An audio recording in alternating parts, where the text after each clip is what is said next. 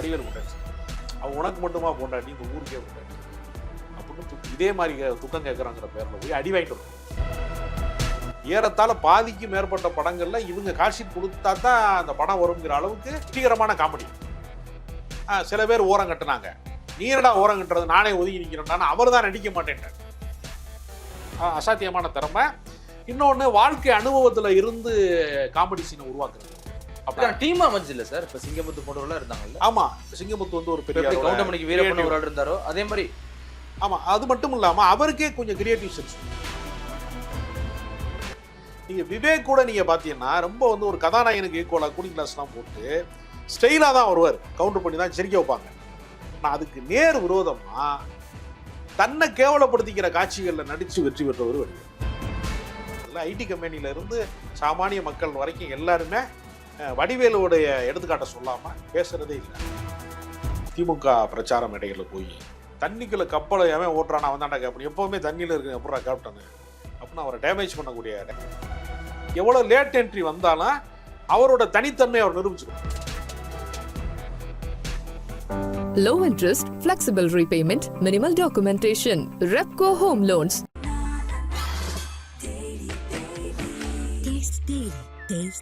கருப்பை புற்றுநோய் குறித்த சந்தேகங்களுக்கான தங்கம் ஹோப்பை இலவசமாய் அணுகுங்கள். கிங் டிவி நேயர்களுக்கு வணக்கம். இன்றைய சிறப்பு நேர்காணலில் நம்முடைய இணைந்திருக்கும் சிறப்பு விருந்தினர், எழுத்தாளர், மூத்த பத்திரிகையாளர் திரு ராஜ கம்பீரன் அவர்கள். சார் வணக்கம். வணக்கம்.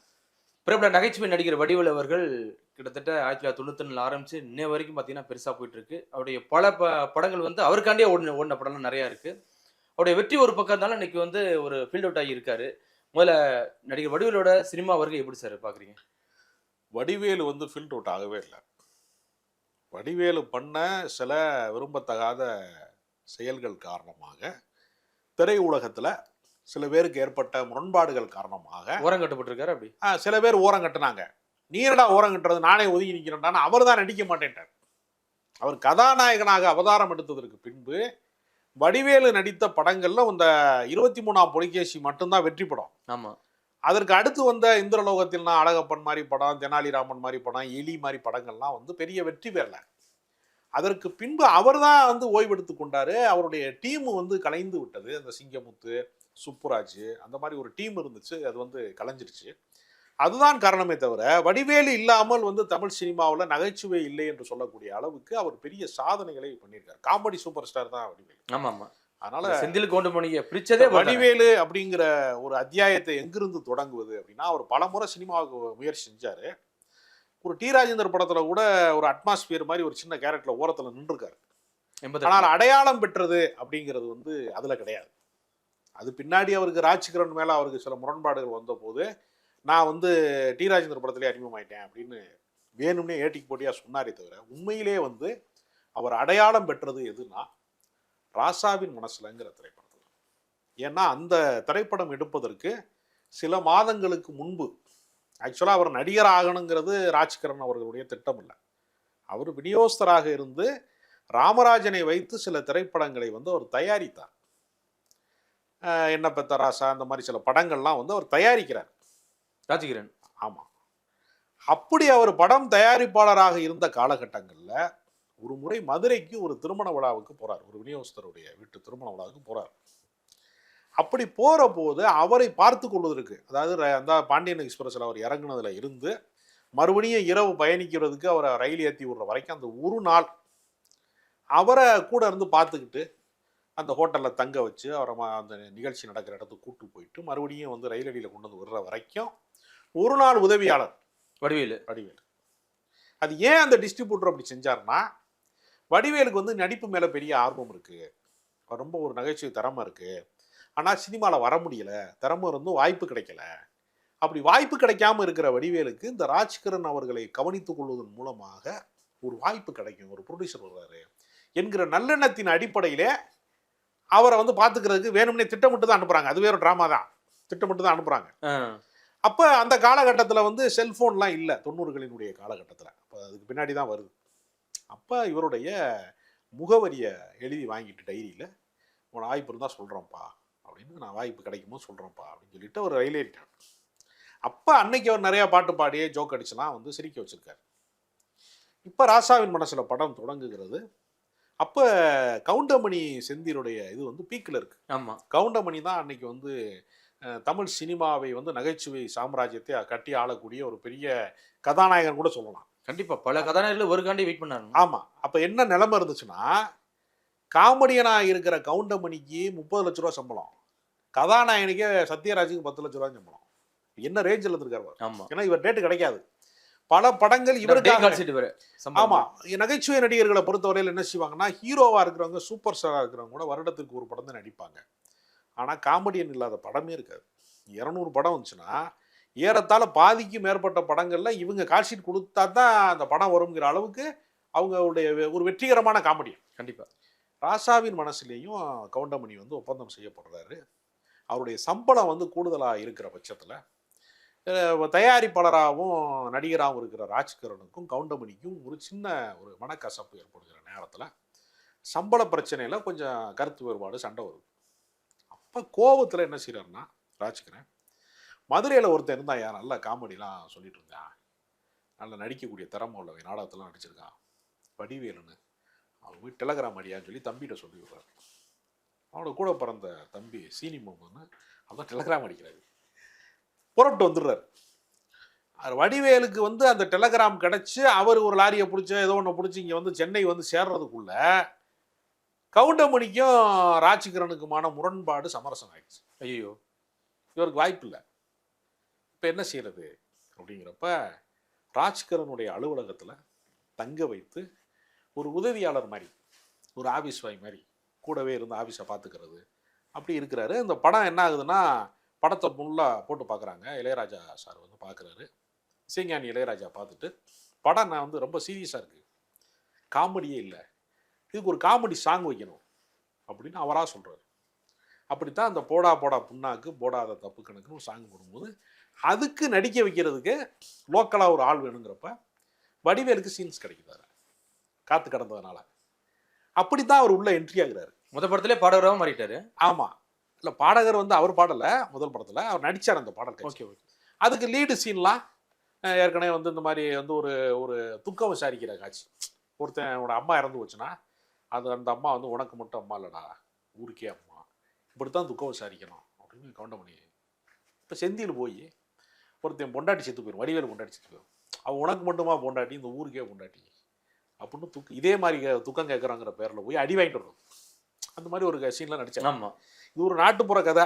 அதை வந்து அந்த சீனில் கவுண்டமணி ஜோக்கில் வந்து சேர்த்தாங்க. அதை அப்பையும் அவருக்கு பிக்கப் ஆகலை. அடுத்து அரண்மனை கிளியில் நடிக்கிறாரு.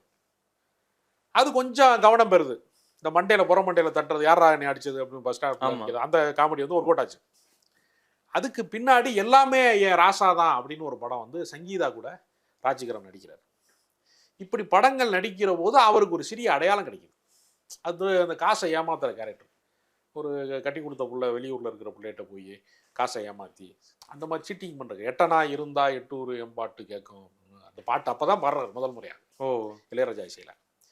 இப்போ அவருடைய நடிப்பை பார்த்துட்டு தேவர் மகன் படத்தில் கமலஹாசன் நடிக்கிறது, ஒரு மதுரைக்காரன் ஒல்லியா இருக்கு, சரியா இருக்கா, நல்லா நடிக்கிறான்ட்டு அவர் தான் அழைக்கிறார். அப்புறம் அதனை தொடர்ந்து சின்ன கவுண்டர், இப்போ இருந்தால் வெளிப்படங்களில் நடிக்க போகிறார். அப்படி தொடர்ச்சியாக நடித்து அவர் ஒரு பெரிய கட்டத்துக்கு வர்றார். ஒரு பெரிய அவரே பின்னால் வந்து எப்படின்னா நகைச்சுவை காட்சிகளை அவருக்குன்னு ட்ராக் எழுதுவாங்க தனியாக உட்காந்து தனியுமே. அதுக்கு அவரே டைரக்ஷன் பண்ணுவார். அவர் தேவர் மகன் படத்தில் நடிக்க போனப்போ ஷூட்டிங் பார்க்குறது இருக்குல்ல, எப்போவுமே ஷூட்டிங் பார்க்கும்போது என்ன செய்யணும்னா தன்னுடைய சீன் இல்லாதப்ப கேமராவுக்கு பின்னாடி தான் வேடிக்கை வைப்பாங்க எல்லாரும். நம்ம கேமரா வச்சோன்னா அந்த ஃப்ரேம்குள்ளே யாரும் என்ட்ரி ஆகிடக்கூடாது. க்ளோஸ்அப் ஷாட்டில் அது பிரச்சனை இருக்காது. வைட் ஷாட் வச்சாங்கன்னா மாட்டிக்கிறோம், யாராவது கிராஸ் பண்ணால் கோவம் வந்துடும், என்ன திரும்ப ரீஷூட் பண்ணணும். ஃபில்ம் வேறு. ஆமாம், அப்போ ஃபில்ம் வேறு. ஃபில்ம் அப்புறம் பின்னாடி தானே 2000 ஆமாம் 2010க்கு பின்பு தான் ஃபில்ம் இல்லாமல் போகுது. அது வரைக்குமே ஃபில்மு தான், 2012 வரைக்குமே ஃபில்மு தான். அப்போ கடுமையான கோபம். அதுக்கு ஒளிப்பதிவாளர் யாருன்னா PC Sriram sir. PC Sriram வந்து ரொம்ப பெர்ஃபெக்ஷனாக இருக்கணும் அப்படின்னு நினைக்கிற ஒரு ஆள். ஆமாம், எப்போ ஃப்ரேம் வச்சாலும் ஷார்ட் வச்சாலும் வடிவேல் உள்ள கிராஸ் ஆகிடுவாராம். கடுமையான கோபம் வந்து திட்டுவாராம், இடியட் நான்சென்ஸ் கண்ட்ரி ஃப்ரூட்டுன்னு திட்டுவாராம். ஒரு கட்டத்துக்கு மேலே வடிவேலு பெரிய நடிகராகி காமெடியில் கொடி கட்டி பறந்த பின்பு ஒரு நாள் பிசி ஸ்ரீராம் மீண்டும் ஒளிப்பதிவாளர் வர்றாரு. இவர் காமெடியில் பெரிய ஆள் ஆகிட்டார். அப்போ கூப்பிட்டு அந்த இவர் சம்மந்தப்பட்ட போர்ஷனை வந்து நான் டைரக்ட் பண்ணுவார். பிசி ஸ்ரீராம்கிட்ட சொல்கிறாரா, பிசி சார் நான் என்ன சொல்கிறேனோ அதை ஃபாலோ பண்ணால் போதும், நீங்களே எதுவும் எக்ஸ்ட்ரா எதுவும் ஷார்ட் வைக்கக்கூடாது, புரிஞ்சதா நான் சொன்னது, என்னை ஃபாலோ பண்ணால் போதும். நான் அந்த அளவுக்கு உயர்ந்திருக்கிறார் பின்னாடி. அது வந்து வடிவேலுடைய ஒரு வளர்ச்சி, அசாத்தியமான திறமை. இன்னொன்று வாழ்க்கை அனுபவத்தில் இருந்து காமெடி சீனை உருவாக்குறது அப்படின்னு ஒரு இடத்தை வந்து அவர் செய்திருக்கிறார். ஏன்னா அதற்கான டீம் அமைஞ்சு இல்லை சார். இப்போ சிங்கமுத்து போன்றவர்களாம் இருந்தாங்கல்ல. ஆமாம், சிங்கமுத்து வந்து ஒரு பெரிய கவுண்டமணிக்கு வீரப்பன் ஒரு ஆள் இருந்தாரோ அதே மாதிரி. ஆமாம், அது மட்டும் இல்லாமல் அவருக்கே கொஞ்சம் கிரியேட்டிவ் சென்ஸ் உண்டு. நான் அவரோட பழகியிருக்கிறேன் வடிவேல் கூட. சில கதை விவாதங்கள் எல்லாம் நான் பங்கு பெற்ற அனுபவம் எனக்கு இருக்குது. அப்போ வந்து என்னென்னா அந்த ஒவ்வொரு ஊராக போய் அடி வாங்கிட்டு வர்றதுன்னு ஒரு சீன் இருக்குல்ல. ஆமாம், எங்கே போனாலும் அடி வாங்கிட்டு வந்துட்டு ஊருக்குள்ள வருமா நான் வீரமானவன்டா அப்படின்னு சொல்கிறதெல்லாம் இருக்குல்ல. இதெல்லாம் எங்கேருந்து எடுத்தீங்க அப்படின்னு நான் கேட்டேன்.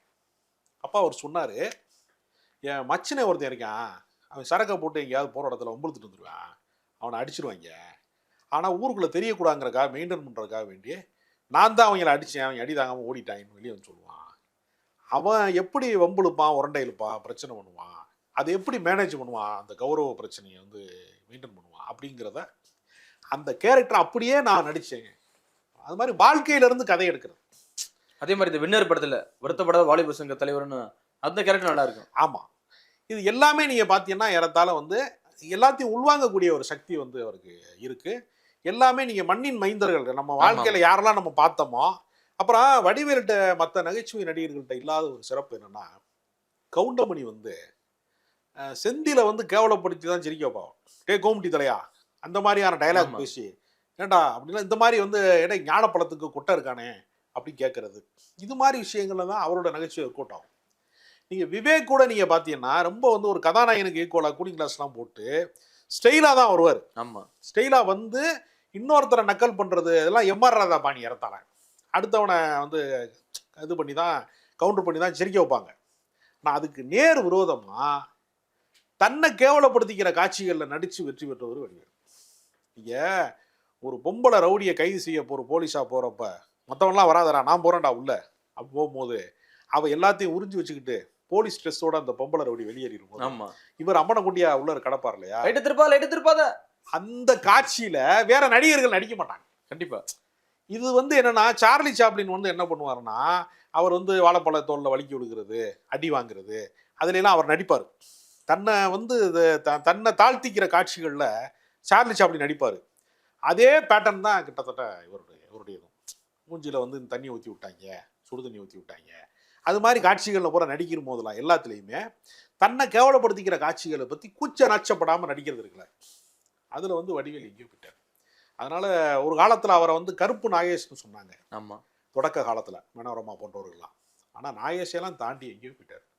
தமிழ் வாழ்க்கையினுடைய எல்லா அபத்தங்களையுமே தன்னுடைய நகைச்சுவையின் மூலமாக இன்றைக்கி வந்து தமிழ் இலக்கியம் படித்தவன் எப்படி வந்து திருவள்ளுவரை மேற்கோள் சொல்லுவாங்களோ அது மாதிரி வடிவேல் ஜோக்கை வந்து ஒரு எடுத்துக்காட்டு சொல்லாமல் இன்றைக்கி வந்து அரசியல் கூட்டங்களில் கூட யாரும் பேசுறதில்ல. ஐடி கம்பெனியிலேருந்து சாமானிய மக்கள் வரைக்கும் எல்லாருமே வடிவேலுடைய எடுத்துக்காட்டை சொல்லாமல் பேசுகிறதே இல்லை. கண்டிப்பாக மக்களுடைய கலைஞனாக, மண்ணின் கலைஞனாக வடிவேல் வந்து எல்லாரும் மனதிலையும் எவர் கிரீன் ஹீரோவாக இருந்தார் சார். அதுக்கப்புறம் ஏன் சார் அந்த கேப்லாம் எப்படி சார்? இல்லை, அதாவது எப்படின்னா அவர் வளர்ச்சி அபாரமாக போகுது. ஒரு நாளைக்கு 10 லட்ச ரூபா 12 லட்ச ரூபா டெய்லி பேமெண்ட் வர வரைக்கும் வந்துட்டார். ஆமாம், அப்போ என்ன செய்யறேன்னா டீம் ஒர்க் அவர் தான் எல்லாமே முடிவு பண்ணுறது. அப்போ உரிய நேரத்துக்கு முடிச்சு கொடுக்கலன்னு வச்சுங்க, 4 நாள் கால் ஷீட்டு 40 லட்ச ரூபாய்க்கு முடிக்கணும்னு வச்சுக்கலேன், அது 8 நாள் எடுத்தாங்கன்னு வச்சுங்க, ப்ரொடியூசர் கிளாஸ் ஆகும். கண்டிப்பாக இப்போ ஒரு கண்ட்ரோல் பண்ண முடியாத இடத்துக்கு நான் வளர்ச்சி அடைகிறார். வளர்ச்சி அடையும் போது அவரால் சில பேர் பாதிக்கப்படுறாங்க. அப்புறம் மதுரக்காரங்களுக்கே உரிய ஒரு பிரச்சனை ஒன்று இருக்குது, ஓவராக வாய் பேசுறதுன்னு ஒன்று.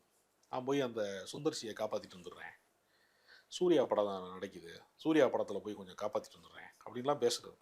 அதெல்லாம் ஹீரோக்கள் காதுக்கு போகிறப்ப ஹீரோக்கள் அதை கட் பண்ணி விட்ருவாங்க. ஏன்னா எல்லாருக்கும் அவங்கவுங்களுக்கான இடத்துல முக்கியத்துவம்னு ஒன்று இருக்குது. ஆமாம், அது மாதிரி நிறையா விஷயங்கள் பண்ணார். அவர் ஹீரோவாக நடித்ததுக்கு பின்பு அவர் எடுத்த முடிவுகள் வந்து அவருக்கு சாதகமாக இல்லை.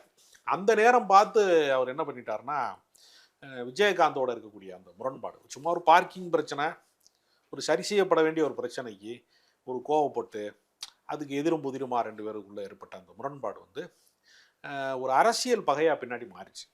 திமுக பிரச்சார மேடைகளில் போய் கப்பலை ஓட்டுறவன் தான்டா கேப்டன். தண்ணிக்குள்ள கப்பலை எவன் ஓட்டுறான் அவன் தான்டா கேப்டன், எப்போவுமே தண்ணியில் இருக்கு எப்படா கேப்டனு அப்படின்னு அவரை டேமேஜ் பண்ணக்கூடிய டைலாக்லாம் அவர் பேசினார்.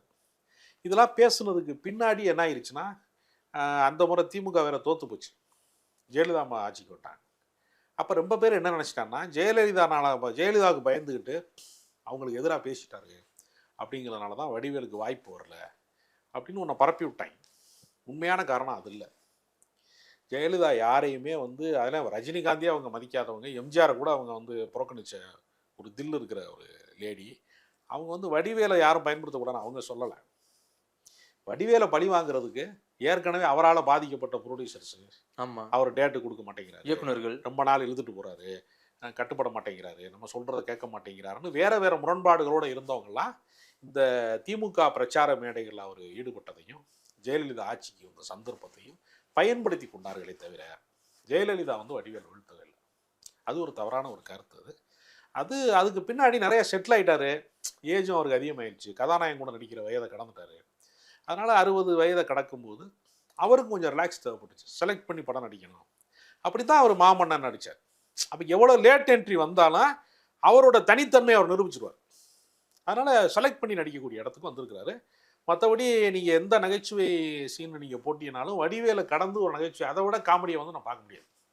எப்போவுமே வந்து காமெடி சூப்பர் ஸ்டார் தமிழில் நிரந்தரமான ஒரு சூப்பர் ஸ்டார்னா வடிவேல் மட்டும்தான். கண்டிப்பாக சார். மீண்டும் மற்றொரு நிகழ்வோடு சந்திப்போம். மிக்க நன்றி sir. Low interest, flexible repayment, minimal documentation. Repco Home Loans.